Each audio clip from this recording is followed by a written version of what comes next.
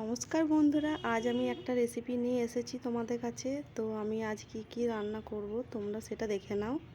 আজ করব পেঁয়াজ কলি দিয়ে মাছের ঝোল, আর সাথে করব বেগুন ভাজা। তো আমি একে একে সব এগুলো ভেজে নেব। তো প্রথমে আমি বেগুন বসিয়ে দিয়েছি, বেগুনগুলো আগে ভেজে নেব। তারপর তারপর তোমরা দেখতে থাকো আমার ভিডিও, আমি কি করছি। তো আমি এরকমভাবে রান্না বান্না করি, তোমাদের যদি ভালো লাগে তো তোমরাও এরকমভাবে ট্রাই করতে পারো। তো অনেক দিন পর ভিডিও নিয়ে এসেছি, তো অবশ্যই আমার ভিডিওটা দেখে লাইক কমেন্ট শেয়ার তোমরা করে দিও।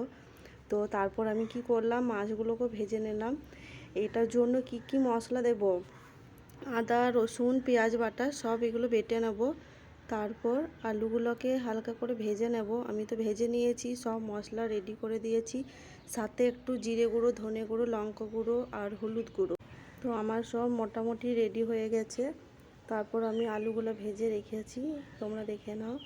আলুগুলো একটু ভালো করে লাল করে ভেজে নিয়েছি। তারপর এই পেঁয়াজ শাকগুলো সব ধুয়ে রেখেছি। তো আমি এবার তেল দিলাম। তারপর পেঁয়াজ কলিগুলোকে দিয়ে দিলাম।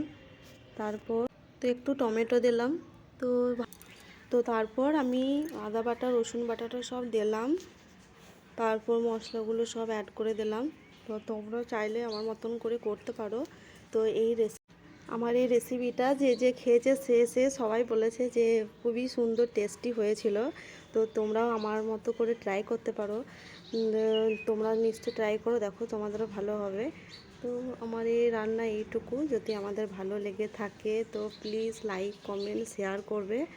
তো নমস্কার, টাটা বন্ধুরা, bye bye. Please like comment share করবে।